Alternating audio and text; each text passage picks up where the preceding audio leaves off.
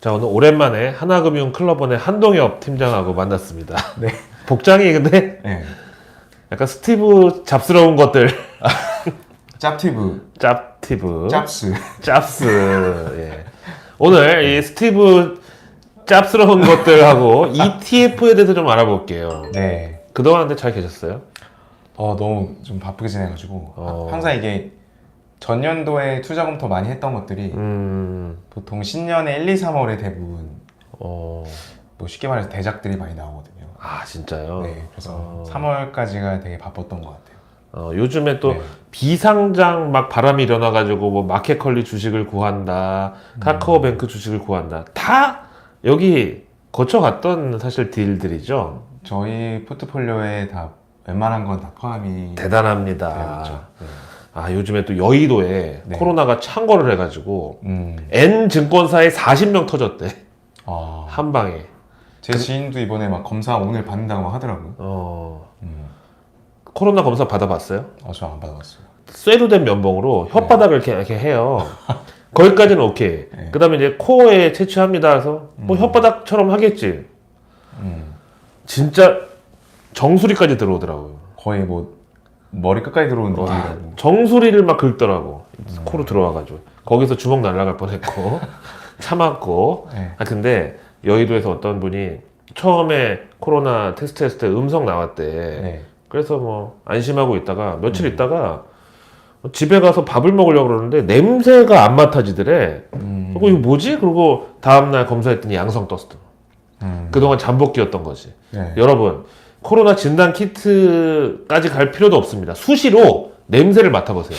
발을 하루에 1시간에 한 번씩 발을 냄새를 맡아보란 말이야. 그러다가 시간이 지나면 지날수록 더 날 거 아니야, 발이. 근데 갑자기 어느 순간 냄새가 안 난다. 그러면 바로 코로나 검진 받아보세요.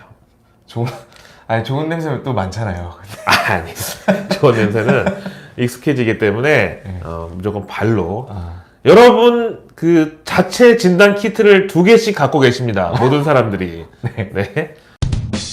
자, 오늘 ETF에 대해서 알아봐야 되겠는데 또 ET 몸매잖아요.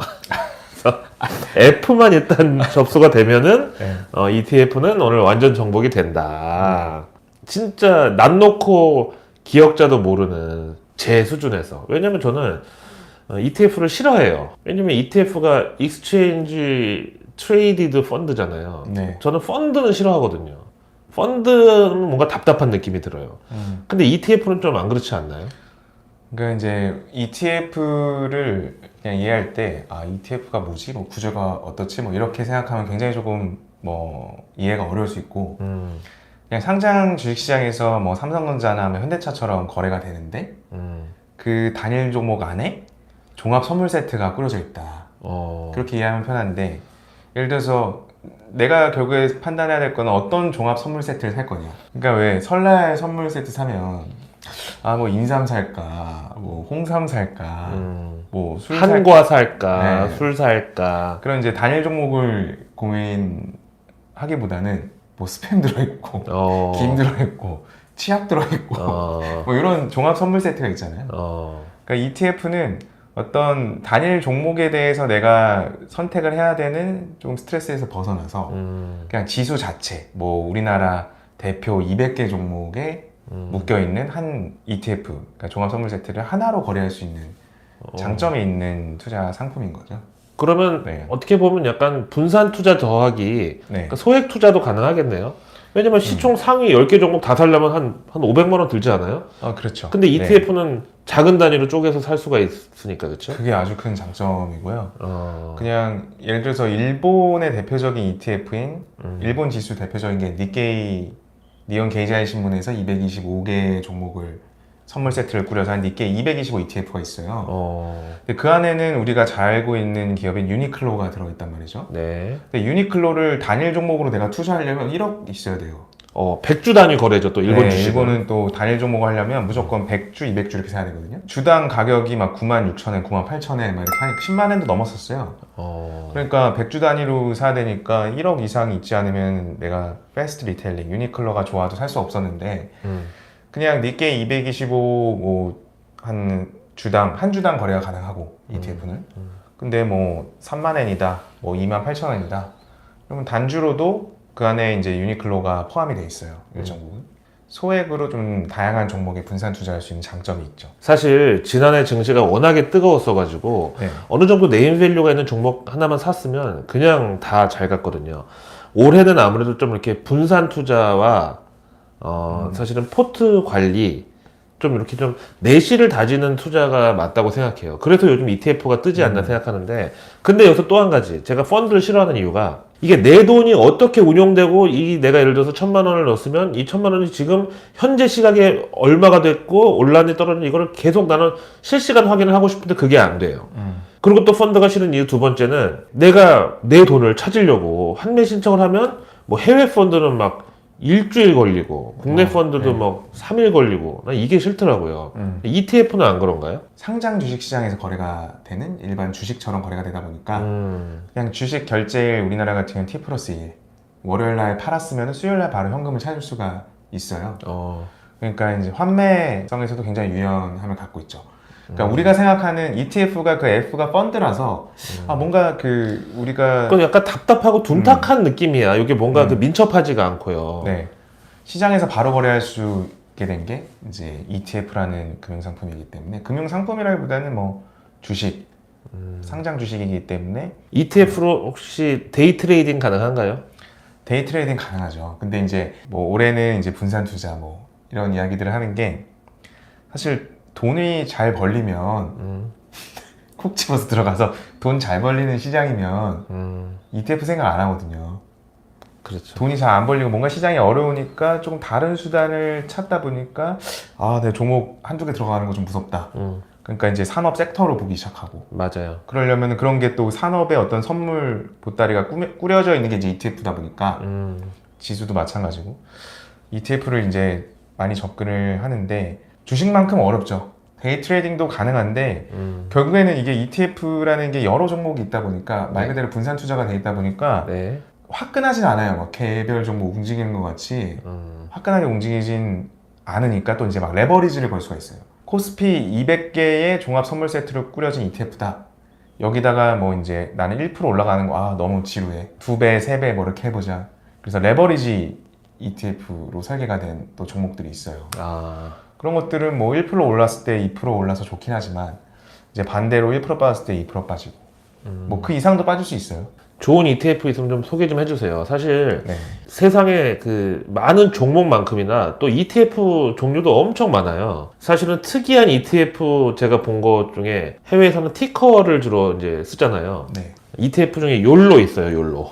욜로. YOLO. 관광 관련된 종목들이. 저도 그럴 줄 알았는데 네. 마리화나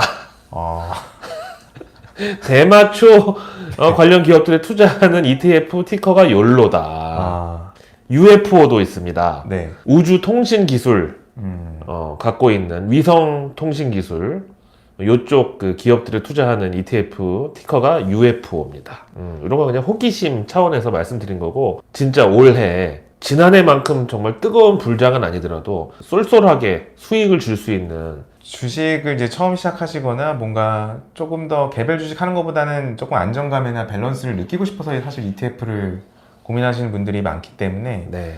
가장 좀 범용적으로 이렇게 정립해 나갈 수 있고, 정립한다는 자체가 시장 변동성을 분산시키는 거거든요. 그렇죠. 네. 네. 그러니까 투자 오늘 해야 돼, 내일 해야 돼, 아니면 어제 했어야 됐나, 이런 고민 자체를 없애는 게 사실 정기적으로 이제 정립을 해 나가는 건데, 그건 뭐 워렌 버핏이 만약에 자기가 죽으면은 뭐 이런 투자를 해라 이렇게 가족한테 얘기할 때도 ETF 해라 하는 얘기가 결국은 워런 버핏도 네. ETF를 권했어요. 네. 가족들에게. 아니 유서를 써놓은 걸로 이미 알고 있는데, 네. 투자 어떻게 해야 돼요? ETF나 해. 이런 거 고민하지 말고 어차피 나처럼 못해, 약간 이런 거죠. 네. ETF 지수 관련된 내연남이 있는 거 아니에요? 워런 버핏 그 사모님이. 네. 그래서 그 사람 이름 약자가 ETF라서 이렇게 약간 조롱하듯이 나 죽으면 ETF랑 그래서 약간 느낌이 그렇죠. 리빙 위트 네. 해라. 어차피 나만큼 넌 종목 못 뽑으니까 ETF나 해. 에드워드 토마슨 앤 퍼거슨. 그래서 ETF. 죄송합니다. 남의 워런 버핏 부부 생활에 제가 갑자기 그래서 지수 ETF를 하는 게 저는 이제 초보 ETF 이제 진입하시는 분들도 가장 보편적이고 밸런스 측면에서도 사실 지수만큼 분산이 잘 돼 있는 게 없잖아요. 맞아요. 그래서 저는 각국의 어떤 여러분들이 선호하는 국가가 있다면 각국의 어떤 대표적인 지수를 기초로 하는 ETF가 좋고요. 사실 거래량도 ETF는 중요해요. 막 ETF가 워낙 많아요. 그쵸. 정말 우리가 이런 것도 있을까 생각하는 거 다 있거든요. 그런 것들은 또 이제 거래량이 되게 적어서 그 종목들은 실제로 내가 다 계산해보니까 포함된 종목들이 되게 좋았는데 실제 ETF 수익률은 덜 나올 수도 있고 이런 거래량으로 인해서 왜곡이 될 수가 있어요. 근데 이제 지수 ETF는 사실상 거래량이 워낙 많고 거의 ETF 거래량의 대부분을 차지한다고 보거든요.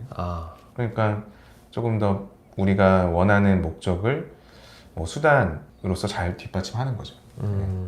그 지수 ETF를 거래할 때 저는 개인적으로 국내 ETF를 하는 것보다는 그러니까 사실 그 시장 방향성이 뭔가가 이제 내가 보이기 시작하면은 굉장히 좀 위험한 시기로 접어들거든요. 불안한 얘기 하지 마. 그러니까 어떤 거냐면 대부분 이제 매수를 해서 주가가 올라서 먹기도 쉽지 않은데 이 주식시장 판이 그치. 시장이 빠질 거야. 그래서 이제 인버스 주가가 떨어졌을 때 수익을 얻게 되는 인버스 ETF를 또 이제 선택을 하시는 경우가 많은데 한 배만 하면 모르겠는데 또 이제 두 배짜리 곧버스라고 하죠. 마이너스 1% 빠지면 이제 2% 수익이 나는 구조인데 또 그게 반대로 갔을 때는 시장은 올라가는데 내 거는 마이너스가 나버리는. 그 유명한 곧버스도 ETF 상품이구나. 네, 그거는 진짜 뭐 계좌 손실뿐만 아니라 상대적인 또 박탈감을 줄 수 있기 때문에 다 오르고 돈 버는 것 같은데 나는 오히려 마이너스가 나고 있는 네. 손실이 나고 있는 상황.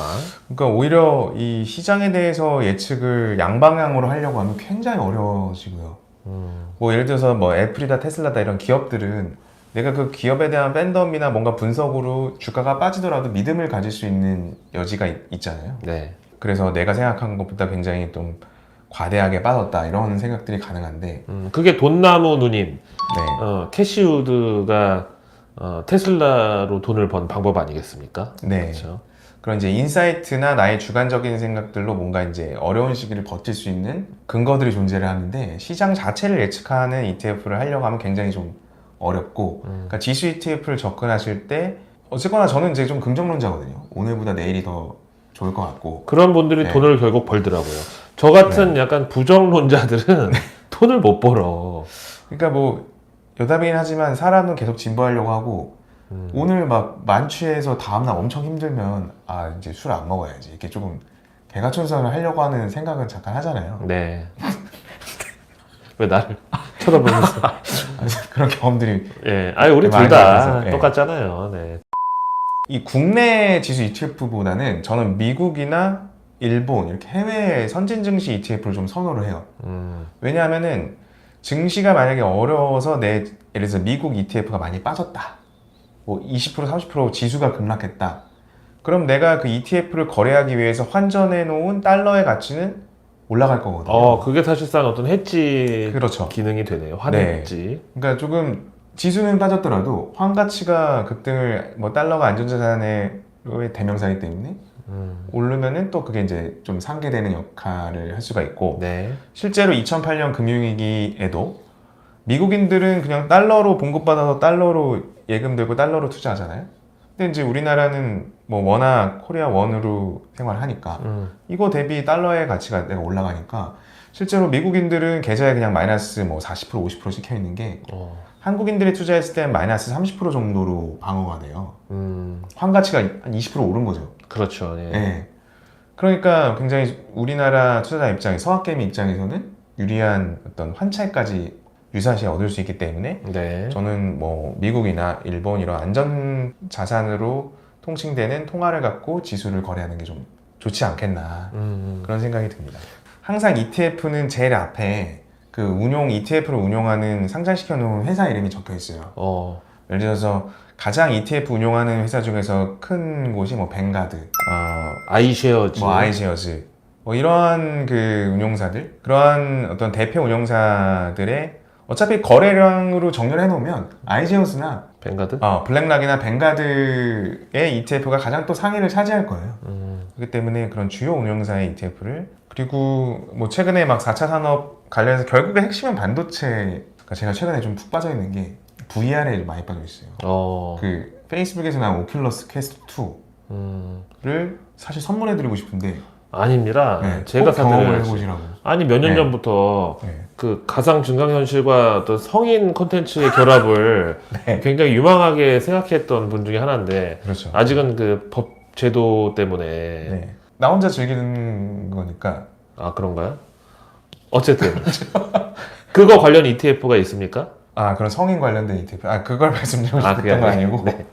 반도체를 아 말씀드리고 반도체. VR을 경험을 하다 보니까 결국에는 반도체 기술이 더 좋아져야 되고 화질이 더 좋아져야 되고, 그러니까 이제 4차 산업 뭐 자동차, 뭐 전기차, 뭐 스마트가 붙는 모든 디바이스들이 반도체가 중요한데 사실 뭐 엔비디아 살까, AMD 살까, 인텔 살까, 퀄컴 살까, 뭐 브로드컴 살까, 되게 그 일반 투자자 입장에서는 선택하기 어렵잖아요.